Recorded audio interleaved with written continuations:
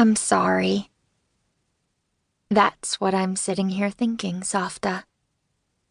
I'm so sorry. And I want to make things right. It's strange. My whole life until now I would have said you should apologize to me. And practically everyone would have agreed. Until I came to Baton Rouge a few weeks ago, you acted as if I didn't exist. I never once received a phone call from you, not even on my birthday. No letters either. No cards, no emails, no texts, no presents. And you're my grandmother. Now I'm in the wrong, though. Not you. I'm sitting on the yellow linoleum floor of your storeroom, across from the boxes filled with your secrets, wanting to guard them. I shouldn't know those secrets. I feel so bad about the way I uncovered them. I can't fix that, but I can at least try to understand you better and tell you more about me. Things I never talk about. I just have to decide how to begin. Here's something practically no one knows. I almost didn't go to Baton Rouge.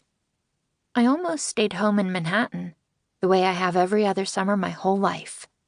If Ruthie Dane and Amelia Ogden hadn't turned mean about a month ago in May, just before the three of us finished 7th grade, I would have gone to a bookmaking camp in the West Village with the two of them in June, then tennis camp in Central Park in July. I'd already signed up and everything. But they did turn mean. Mysteriously and thoroughly mean. It started on a Friday, the day before Hannah Arnstein's bat mitzvah. I know what you'd say, Safta, if you were standing right here.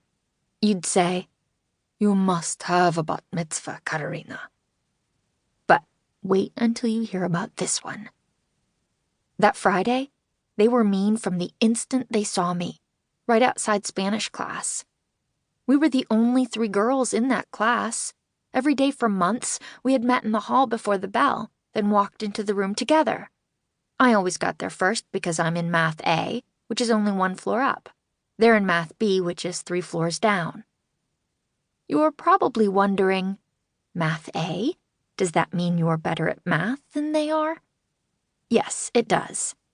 I am better at math than both of them put together. In lower school, when we had math classes together, I was always about 15 folders ahead of them. That's not nice to say, but it's true. Plus, they were not nice to me first. Anyway, on the day they turned mean, I was watching for them to come through the door to the stairwell together, then wave and hurry over to me, since that's what they usually did. Instead, this time, they came through the door, stopped really dramatically, then Ruthie pointed at me and said, "There's Cat! Run!" Then they both ran from me, down the long hallway. I felt pretty frozen, standing there watching their backs as they laughed and scooted around anyone standing in their way. Is that a joke? I kept thinking.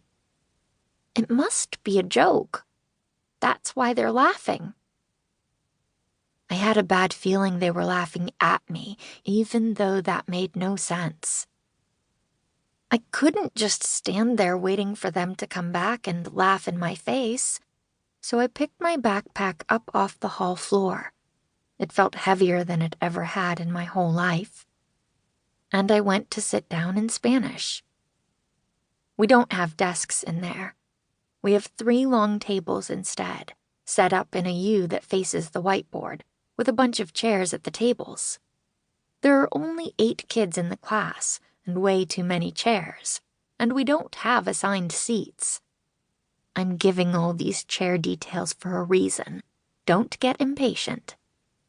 I was the only person in the whole classroom at that point. I sat in a random chair and pulled a book out of my backpack, any book at all. I didn't even notice what it was, and I started pretending to read. I didn't want to just sit there doing nothing. That would have looked really weird. but I couldn't actually concentrate on a book because I kept hearing Ruthie in my head saying, "There's Cat, run!" over and over.